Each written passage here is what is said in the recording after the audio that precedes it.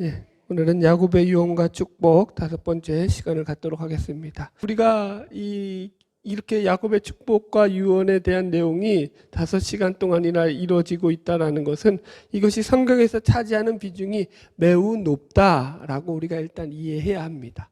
그죠? 여러분들, 우리가 이제껏 말씀을 살펴왔듯이, 그러면서 우리가 확인했듯이 이것이 그냥 단순한 어느 한 부족의 족장의 유언 정도가 아니라 이 야곱의 유언을 통해서 하나님의 역사와 섭리가 어떻게 이루어지고 성취되었는지를 성경에서 증거하고 있고 또 증언하고 있기 때문에 이것이 얼마나 큰 하나님의 놀라운 은혜요 역사며 섭리냐라는 것입니다. 여러분, 우리가 그래서 이 말씀을 통해서도 확인하는 것이 하나님의 그 역사가 지금도 살아계신 하나님의 그 역사로서 생생하게 우리 삶 속에서 비록 수천 년 전에 역사하셨던 하나님의 역사지만 이 성경의 말씀을 읽으면서도 동일하게 오늘날에도 하나님이 이렇게 역사하심을 우리는 말씀을 통해서 배우게 되는 거죠. 할렐루야. 자, 이런 생각을 가지고 우리 20절 우리 이제 시작해 볼게요. 같이 읽읍시다. 시작. 아셀에게서 나는 먹을 것은 기름진 것이라 그가 왕의 수라상을 차리로다. 아멘. 아셀은 각과 함께 레아와의 여종 실바가 낳은 아들입니다. 그래서 갓은 7번째고 이 아셀은 8번째 아들입니다. 지도에 보면 아셀은 어디 있어요? 서쪽에 있죠. 서쪽. 그죠? 그래서 이 지중해 연안 서쪽 위쪽에 있죠. 그죠? 그래서 이 서쪽 해안가를 중심으로 해서 갈릴리 서쪽의 비옥한 평야 지대를 차지한 게 이 아셀 지파예요. 그래서 가장 이 땅은 기름지고 비옥한 땅으로 이 땅을 대표하는 것이 풍부한 해산물과 먹거리들로 인해서 그것으로 인해서 거기서 왕궁의 식량으로 거기에 그 특산품들이 조달되었던 것으로 보입니다. 그래서 야곱의 이 지금 아셀에 대한 유언도 그 예언대로 그죠? 왕의 수라상을 차린다라는 그런 표현으로 지금 말이 언급되고 있습니다. 이 아셀이라는 이름 자체가 행복한 또 혹은 축복의라는 뜻을 가지고 있어요. 행복이나 기쁨, 축복 이런 뜻이에요. 아셀. 이름 자체가 좋죠. 그러니까. 그죠, 여러분? 그래서 자식을 지을 때 이런 이름 지으리. 그런데 좀 우습긴 하다 또. 이 행복하면 이 기쁨, 이 축복. 여튼 좋은 이름 많은데 여튼 지금 그런 이름으로 졌다라는 건 뭐예요? 지금 이 아셀의 이름 자체가 아주 그냥 복을 듬뿍 받은 이름이었다라는 뜻이죠. 그래서 이게 이제 히브리어로 아셀이라고도 하고 아셀에, 에셀에 이런 말도 쓰거든요. 비슷한 어원을 가진 뜻인데 그래서 이 아셀에, 에셀에라는 이 말이 구약에서 45번 등장하는데 이것에 가장 많이 쓰여지는 뜻이 뭐냐면 27번이 전부 다 이 복과 관련된 말로 쓰여져요. 복. 그죠? 그러니까 아셀이라는 이름 자체가 뭘 상징한다고요? 복을 상징하는 이름이라고요. 예를 들어서 대표적인 게 시편 1편 1절. 어떻게 나오죠? 복 있는 자는 이렇게 나오죠. 악인들의 꾀를 따르지 아니하며. 그죠? 할 때 이 복 있는 자에서 이 복 있다라는 표현이 아셀이라는 거야. 이 이름이에요, 여러분들. 이해하셨죠? 무슨 말인지.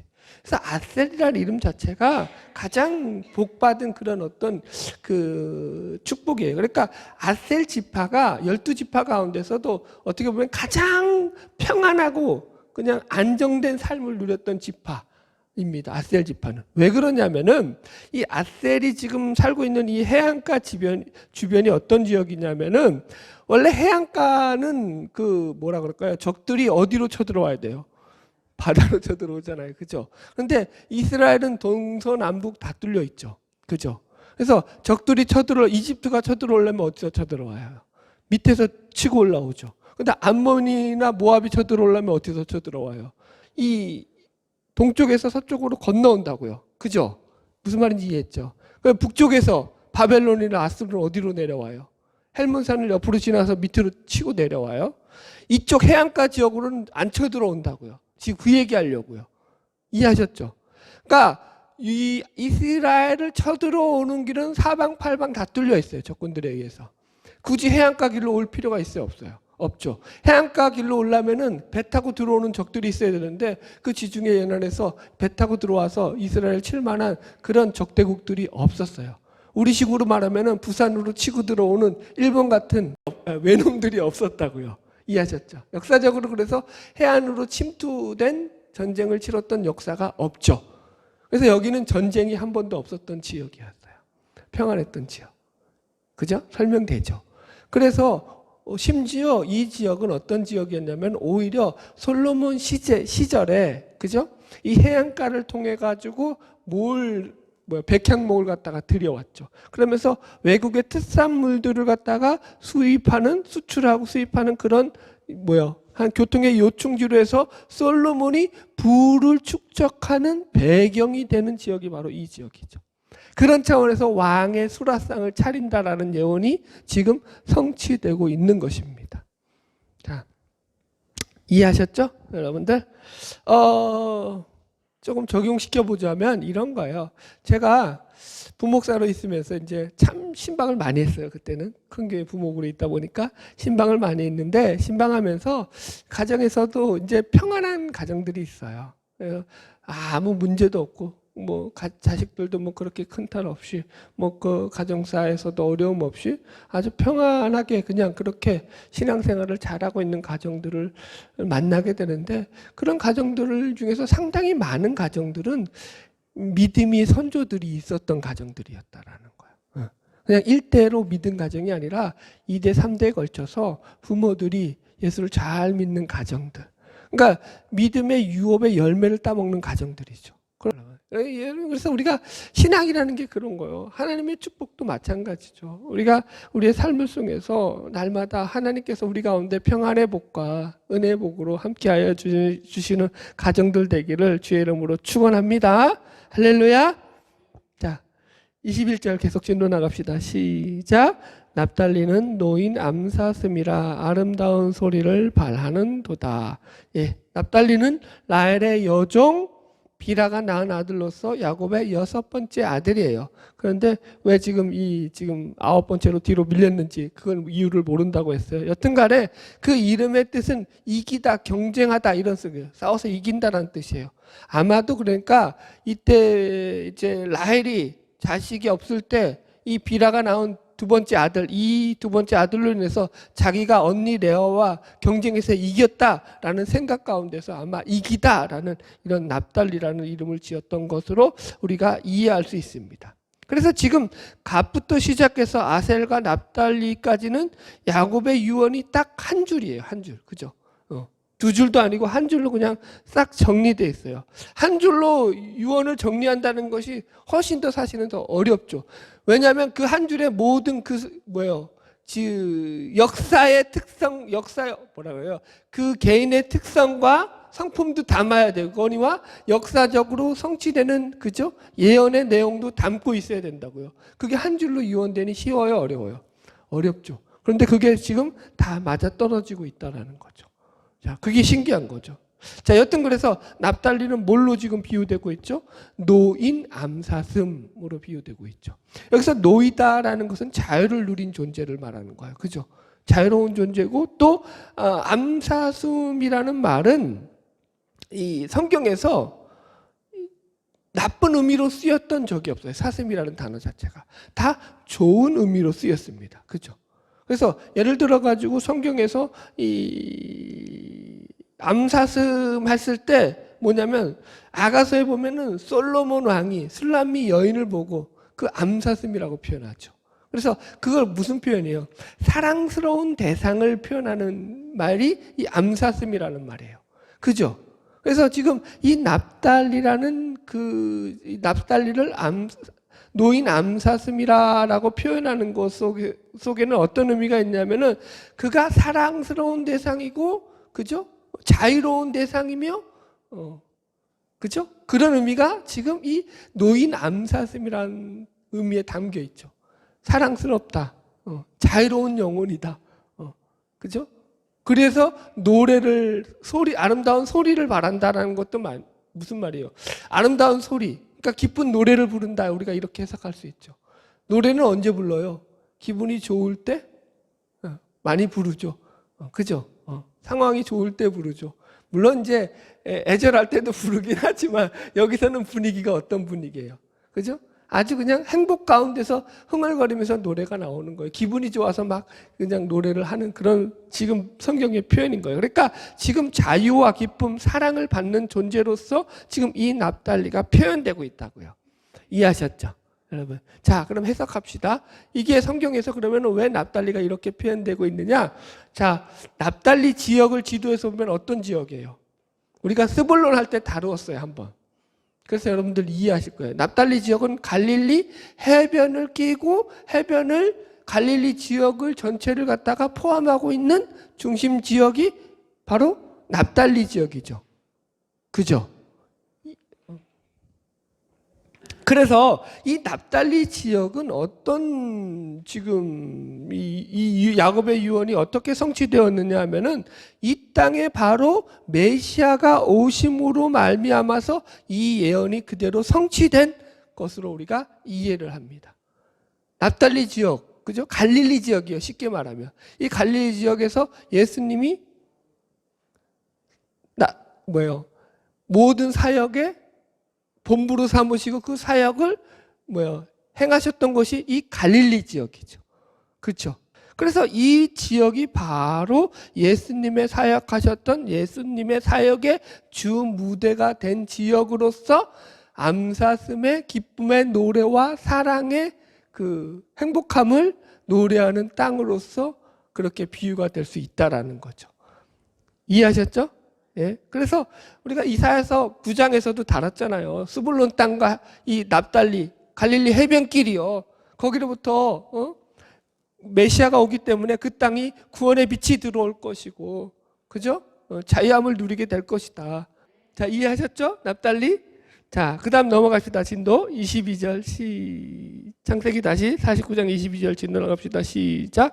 요셉은 무성한 가지 곧 샘 곁에 무성한 가지라 그 가지가 담을 넘었도다. 자, 이제 22절부터는 야곱이 가장 사랑했던 여인 라헬의 두 명의 자식인 요셉과 베냐민에 대한 유언의 내용이 나옵니다. 요셉은 이미 그 앞에서 므낫세과 에브라임을 통해서 다 했지만 따로 또 한 번 더 요셉 자체를 놓고 이렇게 축복의 유언을 남기고 있죠. 그 시작이 어떠냐면은 요셉은 무성한 가지라는 거예요. 무성한 가지. 가지가 무성하다는 것은 풍요로움을 말하죠. 여유로움을 말하죠. 그죠? 번성을 말하는 거예요. 그죠? 그 다음에 두 번째가 뭐냐면 샘 곁에 무성한 가지. 그냥 무성한 가지가 아니라 샘 곁에 심겨진 나무. 그래서 이게 시편 1편에 나오는, 그죠? 형통한 자에 대한 가장 상징적인 표현이죠. 어떻겠죠?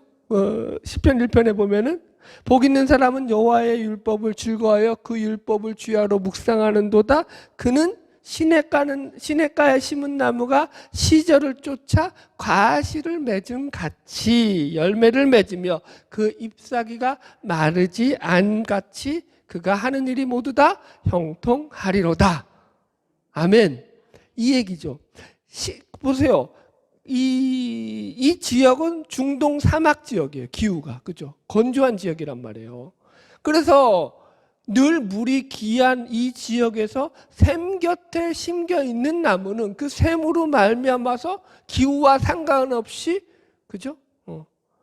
늘 푸르름과 그 번성함을 유지하고 있는 거죠. 지금 그 얘기한다는 거예요. 그러니까 요셉에게 얼마나 큰 복이 있는 거예요. 너는 환경과 상황에 상관없이 하나님이 주시는 복으로 형통한 자가 될 거야. 할렐루야. 여러분, 우리가 그런 존재라니까요. 우린 다 요셉과 같은 존재라니까요. 제가 이제 우리 아들 신학교에 보내면서 기도해 줄 때 그렇게 기도했다니까요. 신학교에 이제 기숙사 들여보냈잖아요, 다시. 그러면서 이제 기도하고 내려왔죠. 기도해 줄 때 뭐라고 했냐면, 나는 야곱이 되고 걔는 요셉이 되는 거야. 너는, 무성한 나무야. 너는 담을 넘는 가지야. 하나님께서 너를 그렇게 축복해 주실 거야. 그래서 너를 통해서 하나님의 선한 영향력이 아비 때보다 훨씬 더 크게 넘쳐나게 뻗어나갈 거야. 하나님이 나는 너를 통해서 그렇게 일하실 것을 믿어, 아들아. 그래서 그렇게 축복 기도해주고 왔다니까요. 여러분 무슨 말인지 이해하시겠죠? 우리 신자가 그런 존재라고요. 전부 다. 이해하셨죠? 형통이라는 것이 내가 잘 살아서 내가 환경이 좋고 조건이 좋아서 형통이라고 성경은 말하지 않는다고요. 하나님이 그와 함께 하여 주심으로 말미암아 그 상황과 환경과 조건에 관계없이 마치 시냇가에 심은 나무가, 그죠? 그 시냇가로부터 모든 영양분을 공급받아서 늘 푸르르고 무성한 가지와 열매를 맺는 것처럼 하나님이 우리 믿음의 신자들을 통해서 그렇게 형통케 하신다라는 것이 형통이라고요. 할렐루야. 네. 믿고 삽시다. 네. 네. 복복복 그만하시고 참 이게 뭐가 어렵냐면, 그러니까 이게 목사도 어려운 것 중에 하나가 뭐냐면, 옛날에는 다 예수 믿고 복 받으세요. 그래서 전도가 됐다고요. 그죠? 예수 믿으면 복 받습니다. 예수 믿으면 자녀가 잘 되고, 예수 믿으면 병도 고침받고. 물론 맞는 말이에요. 틀린 말은 아닌데, 그런데 그게 뭐가 됐죠? 본질이 전도가 됐죠. 예수를 믿음으로 말미암아 이루어지는 그런 축복의 조건들인데, 내가 병 고치기 위해서 예수 믿고, 내가 잘 되기 위해서 예수 믿고, 내가 부자 되기 위해서 예수 믿는 걸로 전도됐다고요. 그러다 보니까 본질이 전도되다 보니까 예수는 없고 거기에 뭐가 있죠? 기복만 있죠. 그러니까 이 시대에 와서는 그것으로 인해 가지고 참 많은 그 나쁜 영향력들이 교회 안에서, 기독교 안에서 펼쳐지고 있는 게 현실 아닙니까? 그래서 우리는 이 복이라는 게 본질이 무엇인지를 다시 한번 생각해 봐야 되고, 형통이 무엇인지를 다시 한번 우리는 잘 생각해 봐야 된다고요. 하나님만으로 족하다니까요. 예수 그리스도만으로 족하다니까요. 할렐루야. 그 가지가 담을 넘었다라고 했어요. 그죠? 바로 이게 어떤 거예요? 요셉의 삶을 두고도 하는 말이죠. 요셉이 어떻게 했죠?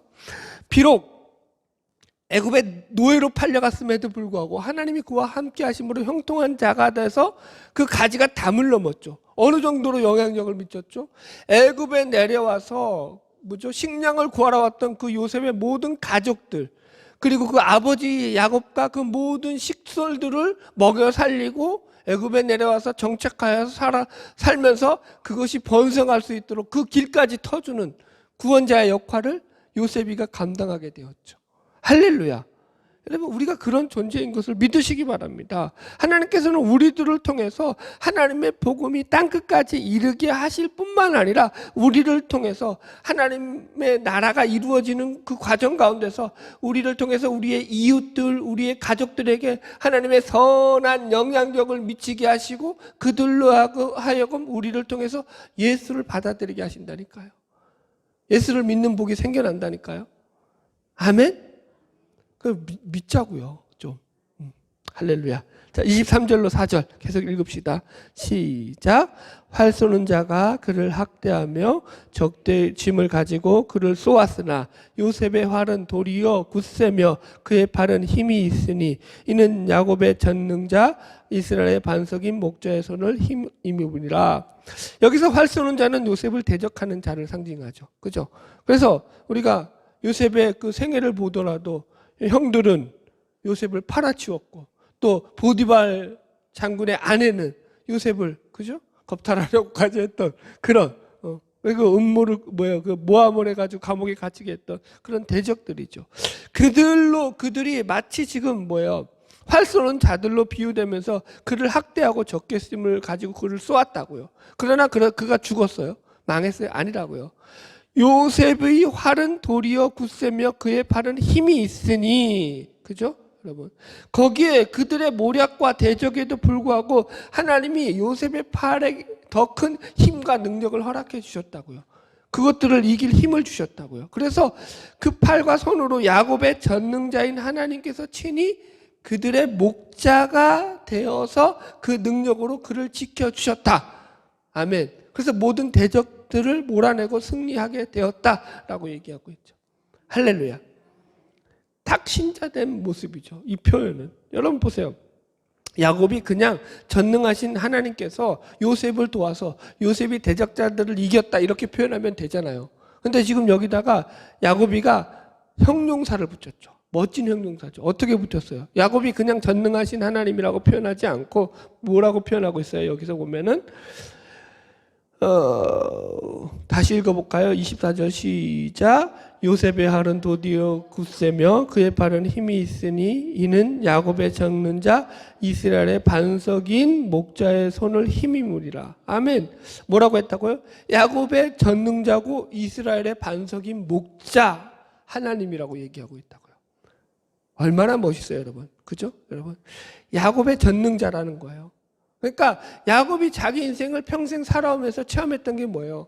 하나님이 자기를 살려주신 체험. 그 전능하신 손으로 자기를 이제 이끌어 오셨던 그 체험들 했죠. 부자가 되게 한 것도 야곱이가 잘나서 부자가 된 거예요? 하나님께서 뭐예요? 야곱이를 부자로 되게 만들어 주신 거야. 이거는 그냥 기복이 아니라 성경 얘기를 하는 거예요. 하나님 부자 되게 해주신 거 아니에요? 그죠? 살풍나무, 단풍나무 잎 벗겨가지고 거기서 알록달록한 그게 만들었다고 해가지고 알록달록한 염소가 나온 거예요? 그래서 부자가 된 거예요? 아니죠. 유전적으로 말이 안 돼요. 생물학적으로. 하나님이 기적적으로 그에게 거부가 되게 하셨다고요. 그죠? 그건 그냥 성경에 쓰여진 얘기를 하는 거예요. 기복 얘기를 하자는 게 아니라. 그죠? 그 인생에서 하나님이 다 개입하셔서 그를 살려주셨죠. 지금 그 얘기하는 거라고요. 믿으세요? 그건 성경의 얘기예요. 자, 그런 하나님이 나의 목자가 되셔서 나를 지켰던 그 하나님이 너도 그렇게 지켜주실 것이고 너도 그렇게 대적손에서 건지실 것이다 이렇게 얘기한다고요. 여러분 이게 신자들의 고백인 거예요. 성경에 나와 있잖아요. 야곱의 하나님은 야곱의 하나님으로 끝이시나요? 아니죠. 그죠? 그걸 갖다 그래서 살아계신 야곱의 하나님도 되지만 살아계신 아브라함의 하나님, 살아계신 이삭의 하나님, 살아계신 야곱의 하나님이라고 성경은 표현한다고요. 그 앞에 뭐가 붙는다고요? 살아계신. 그래서 살아계셔서 지금도 똑같이 아브라함에게 역사하셨듯 야곱에게 역사하셨던 우리에게 역사하시는 하나님이라고요. 아멘. 하나님은 절대 우리를 여러분 물론 고난 가운데 놓기도 하시죠. 또 고통으로 이끌어 가실 때도 있죠. 뭘 위해서요? 우리를 위해서요. 그것이 우리에게 손해가 되는 것이 아니라 우리에게 유익이 된다고 생각하는 그런 과정이라고 생각하실 때 얼마든지 연단 가운데 우리를 고통 가운데 이끌어 가시죠. 그러나 근본은 무엇이죠? 하나님의 자녀로서 우리를 삼으시고 우리를 사랑하셔서 하나님의 자녀답게 이 땅 가운데서 복을 누리며 살게 하는 것이 하나님의 마음의 근본이라는 것이 성경의 전체적인 줄거리죠. 그래서 이게 축복이라고 얘기한다고요. 할렐루야. 25절 계속 읽읍시다. 시작. 내 아버지의 하나님께로 말미암나니 그가 너를 도우실 것이요 전능자로 말미암나니 그가 내게 복을 주실 것이라. 위로 하늘의 복과 아래로 깊은 샘의 복과 젖먹이는 복과 태의 복이로다. 아멘. 여러분 왜 이 시절에는 이렇게 하나님의 복을 얘기할 수밖에 없냐면 아직까지 하나님이 많이 지금 드러나 있지 않는 상태라고요. 이해를 하셨죠? 성경이 창세기 시절은 하나님이 많이 계시된 상태가 아니라고요. 이제 막 하나님이 계시되는 상태예요. 그러니까 아이들한테 엄마를 갖다가 선보이는 상태예요. 이해하셨죠? 그러니까 엄마가 어떻게 보여줘야겠어요? 아이한테는 아이가 아직 어린데 얘한테 무슨 사법고시 준비하라고 고시원에 보내가지고 공부시켜야 되겠어요? 엄마가? 아이가 아직 어린데 너 운전면허 못 따면 너 앞으로 못 살아 그래서 운전면허 타도록 운전학원 보내야겠어요? 아이를? 엄마가? 안 그런다고요. 어린 시절에 지금 창세기는 유아기 시절에 유아들을 대하시듯이 엄마가 유아를 대하듯이 하는 그런 모습으로 하나님이 비춰지고 있다고요. 사람들에게. 이해하셨죠? 그래서 지금 여기 복들은 전부 다 어떤 복이죠? 가장 근본적인 복들이죠. 인간들이 살아가는데. 자 보세요. 얼마나 다 그 내용이에요. 하늘의 위로 하늘의 복. 신령한 복이죠. 먼저 신령한 복이 있어야죠. 할렐루야. 그 다음에 두 번째가 뭐야? 아래로 깊은 샘의 복. 아까 얘기했죠. 샘의 복. 그죠? 근원의 복, 생명의 복, 그죠? 이 물질의 복도 될 수 있는 거죠. 그 다음에 젖먹이는 복과 태의 복, 뭐죠? 번성의 복, 그죠? 아주 기본적인 거죠. 사람들이 살아가는 데 있어서 가장 기본적인 복들을 하나님께서 너에게 채워줘서 너가 그런 복들로서 은혜를 누리며 이 땅 가운데 살아갈 거야. 아멘. 여러분, 우리가 하나님 안에서 그런 복을 누리며 사는 자들인 것을 믿으시기 바랍니다. 할렐루야. 26절 계속 나갑시다. 시작. 내 아버지의 축복이 내 선조의 축복보다 나아서 영원한 산이 한없음 같이 이 축복이 요셉의 머리로 돌아오며 그 형제 중 뛰어난 자의 정수리로 돌아오리로다. 자, 그래서 야곱은 자기의 축복을 얘기하면서 이것이 다 자기의 축복이라, 아비의 축복이라고 해요. 선조의 축복보다 뭐하다고요? 낫다. 그죠? 자기가 지금 내가 너희들에게 빌어주는 복이 내 선조가 너희들에게 빌어주는 복보다 훨씬 나은 복이야. 야곱이가 이렇게 큰 소리 치고 있다고요, 여러분들. 여러분, 그러니까 이런 거예요. 야곱이는 지금 육신적으로는 이제 곧 죽을 시간이에요. 운명의 시간이 곧 다가고요. 이거 끝나고 바로 운명하잖아요. 그죠? 그러니까 지금 말에 지금 진액을 뽑아내면서 작은 말을 하는 거예요. 그럼에도 불구하고 그 작은 목소리임에도 불구하고 그 말에는 강단이 있고 힘이 있다고요. 어떤 힘이요? 내가 하나님께서 복을 주심으로 여기까지 온 사람이다 라고 하는 그 간증이 있다고요. 이게 너무 중요하죠.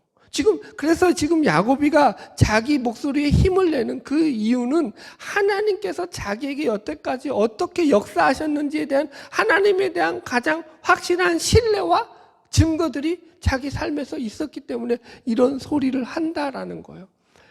야곱이가 얼마나 잘났다고 해서 자기가 이게 여러분 이렇게 들으면 안 돼요. 야곱이가 신앙이 좋다. 야곱이가 잘나고 야곱이가 능력이 많고 야곱이가 훌륭하다. 그래서 이렇게 목소리가 내가 아비보다 내 아비의 축복이 내 선조의 축복보다 낫다. 이렇게 얘기하는 게 아니에요.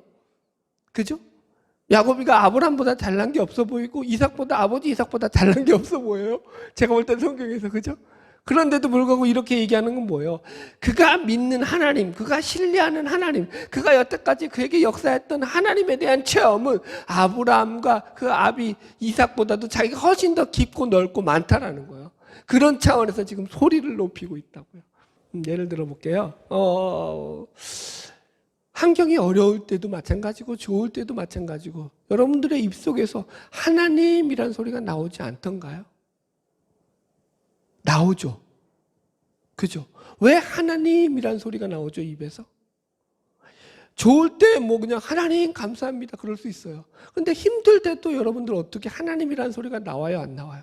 나오죠. 하나님, 어떻게 하라고요? 하나님, 도와주셔야 되잖아요. 하나님, 저는 잘 답을 모르겠어요. 그죠? 상황마다 환경마다 때때로 우리는 이런 고백을 한다고요. 그런데 그 고백이 그때는 너무 힘들고 괴로움 속에서 하는 고백이었는데 시간이 흐르고 나면 하나님이 그 고백 속에서 우리의 기도와 우리의 고백을, 우리의 간청을 외면하신 적이 있던가요? 없죠. 네. 아직 외면 중에 있을 수도 있어요. 그게 이제 5년짜리면. 제가 볼 때 한 10년 이상 지나가면 우리가 하나님께 고백했던 그 고백들 하나님께서 다 응답해 주시고 어떤 결과물로 나타나는 것들이 거의 대부분이라고 저는 생각을 합니다. 물론 10년 넘는 것들도 많긴 합니다만 여러분 그렇게 하나님은 우리 가운데서 일하신다고요. 그것을 통해서 우리는 뭘 깨닫죠? 내가 하나님을 의지하고 살아가고 있구나. 내 환경이 좋고 나쁨과 상관없이 내 삶이 하나님의 목적대로 살아가고 있구나를 우리는 확인한다고요. 여러분 죽을 순간에 무슨 소리 하실 거예요? 자식들 모아놓고. 그럼 우리가 늘 그 마지막을 생각해야 된다니까요. 이거 베냐민 끝내놓고 합시다. 이거 또 진도 못 나갈라. 베냐민 끝내놓고. 자, 27절 시작. 베냐민은 물어뜯는 일이라 아침에는 빼앗은 것을 먹고 저녁에는 움킨 것을 나누리라. 이게 이제 베냐민은 물어뜯는 일이라고 했어요. 그러니까 그의 호전적인 성격을 지금 설명하면서 그런 호전적으로 인해 가지고 물어뜯는 이 일이 같은 그런 좀 나쁜 인생이죠. 어떻게 보면은 그것을 예언하고 있어요. 그래서 성경에 보면은 베냐민 지파와 관련된 최대로 가장 큰 사건이 뭐였냐면은 사사기 20장에 나오는 레위인의 첩을 강간치사함으로 이스라엘 지파와 전쟁을 벌린 사건이 나옵니다. 이 베냐민 지파가. 여러분, 좀 말씀을 정리하자면 기브아의 비류라고 하는, 오늘날로 말하면 건달 같은 그런 자들이 레위인의 첩을 강간하고 죽이는 일이 발생하죠. 그래서 이걸 가지고 이제 이스라엘 총회가 열려서 이스라엘의 모든 지파에서 이 비류들을 갖다가 내놔라, 베냐민 지파에게 요구하는데 베냐민 지파가 이걸 거절하죠.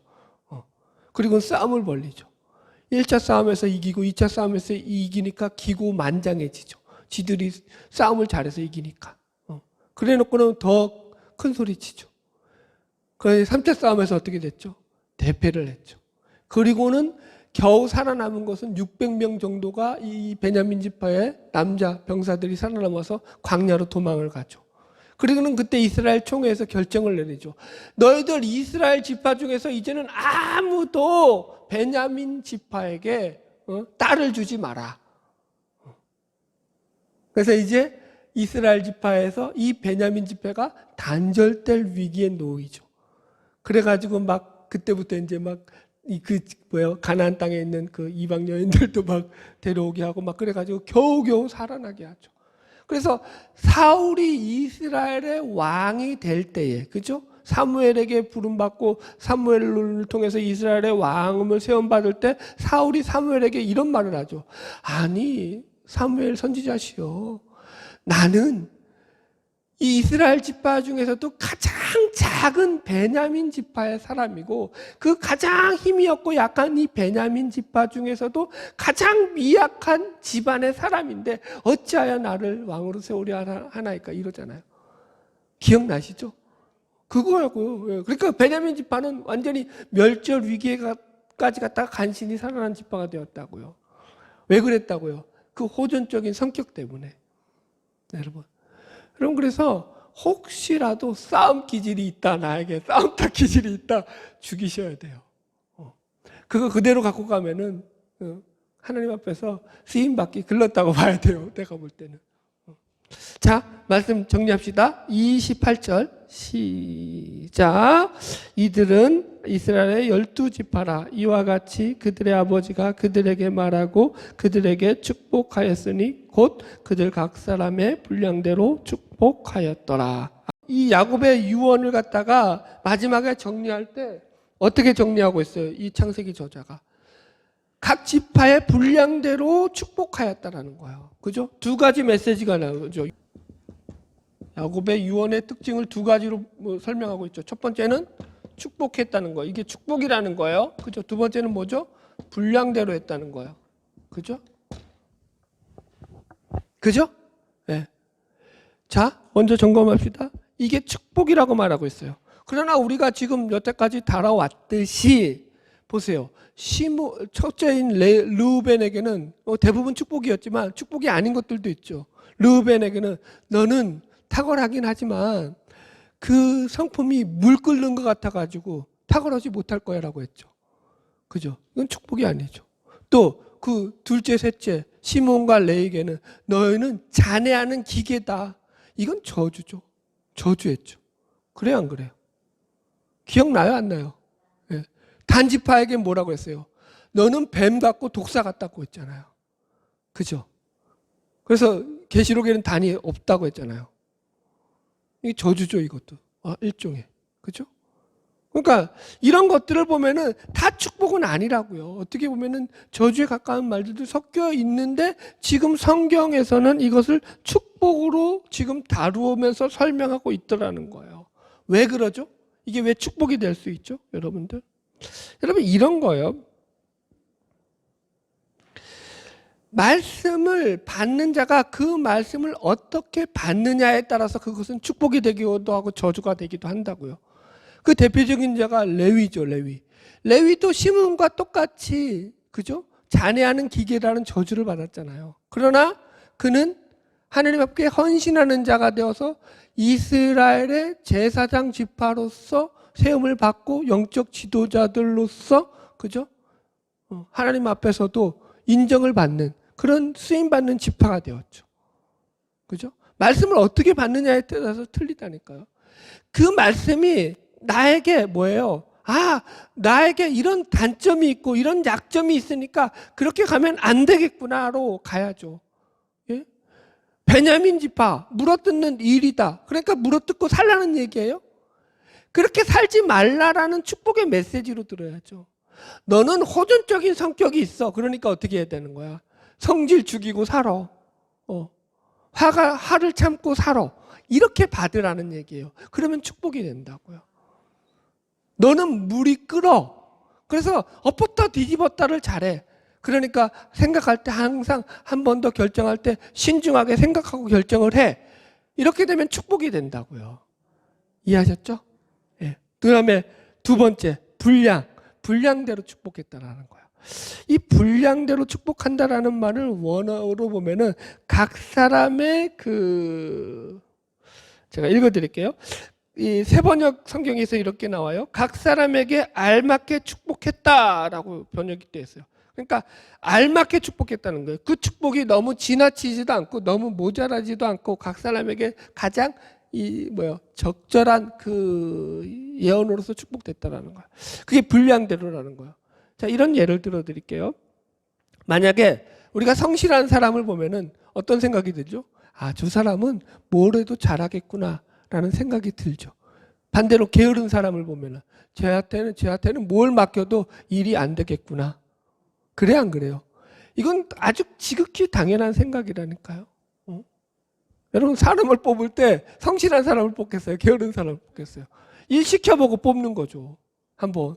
그죠? 그런 거라고요. 옛날이 아니죠. 요즘도 마찬가지죠. 생활의 달인 보면은 요리의 대가들 많이 나오잖아요. 그런데 가끔 보면은 달인들이 자기들이 요리하는 그 레시피, 비법들을 갖다가 그대로 이제 여과 없이 다 방송을 하는 경우가 있어요. 그러면은 처음에는 걱정을 하죠, 우리가. 야, 저거 레시피 다 공개해버리면은 요리 과정하고 요리 그 재료들 다 공개해버리면 똑같이 옆에서 음식점 차려가지고 하면은 그 사람 대박 나는 거 아니냐. 그거 공개하면 어떡하냐. 처음에는 걱정을 해요. 근데 프로그램을 보면 볼수록 왜 공개했는지 그 답이 나오죠. 그죠? 사고를 끌리는데 1시간, 2시간이 아니라 한나절이 아니라 그죠? 며칠을 삶아내죠. 보통 시간과 정성으로는 흉내를 못 내는 거예요. 그 요리를. 그죠? 그런 요리들이라고요. 그렇게 정성과 시간을 들여서 만들어낸 요리니까 얼마든지 비법을 공개하더라도 니들이 그러니까 결론은 뭐예요? 니들도 열심히 하면 해봐 이거야. 따라해볼 테면 해보라는 거예요. 내가 얼마나 수고의 땀을 흘리고 죽을 고생을 해서 여기까지 온 줄 아느냐라는 게 생활의 달인이죠. 여러분. 그 얘기하는 거예요. 지금 그 얘기랑 성경의 지금 얘기가 그게 다 분량대로라고요. 여러분. 여러분 그래서 우리는 하나님께서 쓰실 때도 마찬가지라고 생각을 해요. 왜 누누이 얘기죠. 달란트 비유에서 예수님께서 악한 종을 갖다 그냥 악하다고만 안 하고 게으르다고 하셨어요. 그죠? 그 말이 왜 붙냐고요. 그게 항상 따라온다고요. 하나님도 사람을 쓰실 때 그래서 그 성품과 기질과 인격과 모든 것들을 다 고려해서 사용하신다고요. 이런 거죠. 물론 하나님이 그 사람을 빚어가져요. 예수를 믿으면 그 사람의 성품도 빚어지고 인격도 빚어지고 새로운 피조물로서 점점 하나님이 예수를 닮아가게 자라나게 하셔요. 그런데 그거 모든 것도 하나님이 쓰시는 그 하나님의 섭리와 계획 가운데 이것도 다 포함되어 있다고요. 그 사람이 가지고 있는 선천적인 기질과 더불어서. 그래서 우리는 어떻게 빚어가야 되겠어요? 하나님의 사람으로 쓰임받기 위해서 우리가 더 성실하고 진실되고 충성된 자들로서 빚어가야 될 줄로 믿습니다. 이게 분량대로라고요. 네. 말씀을 정리합시다. 자, 야곱의 유언의 축복을 두면서 아까 제가 마지막에 얘기하려다가 결론 내려다가 말한 게 뭐냐면 그거잖아요. 끝이 좋아야 된다고요. 끝이. 그죠? 죽었을 때 아들들, 자식들, 아들, 딸들 앞에 앉혀놓고 만약에 유언을 한다고 생각합시다. 그럼 너는 저기 예를 들어 가지고 저기 뭐 청평에 사놓은 저 땅 앞으로 땅값 오를 테니까 아직 팔지 말고 있어? 그거 남길 거예요? 아니 저기 뭐 내가 너한테 물려준 저거 무슨 뭐 상가 건물 저거 잘 정리해 뭐 그런 유언할 거예요? 아니잖아요. 그건 세상 유언이죠. 그것을 하나님 나라에 무슨 유업이 세워지나요? 없죠. 뭘 남겨야겠어요? 지금 야곱처럼 뭘 남겨야겠어요, 여러분? 하나님의 복을 남겨야죠. 내가 하나님의 은혜로 여태까지 살아왔다라는 걸 남겨야죠. 그게 우리들이 맡은 사명이라고요. 끝이 좋아야 된다니까요. 여러분, 하나님 앞에 설 때를 생각해야 된다니까요. 끝이 좋으면 다 좋은 거라니까요. 그 끝이 좋게 하기 위해서 우리는 이 땅 가운데서 지금 예수를 믿는 많은 힘듦과 어려움조차도 기쁨으로 감사함으로 견디며 살아간다니까요. 그게 신자의 모습이라니까요. 할렐루야. 이게 진짜라고요. 응? 우리가 이 생각을 가져야 된다고요. 하나님 안에서 우리가 어떤 길을 갈 건지를 작정하고 가시라고요. 현실에 흔들리는 것들, 조건에 흔들리는 것들 때문에 뭐 넘어지지 말라고요. 오늘 키워드 그거잖아요. 너는 샘 곁에 심은 나무야. 어떤 것도 너를 흔들지 못해. 너는 무성하게 뻗은 가지야. 담을 넘어갈 거야. 하나님이 우리를 그렇게 세우셨다고요. 우리를 통해서 이런 아름다운 하나님의 역사가 이루어지는 축복이 있기를 축원합니다. 기도하겠습니다.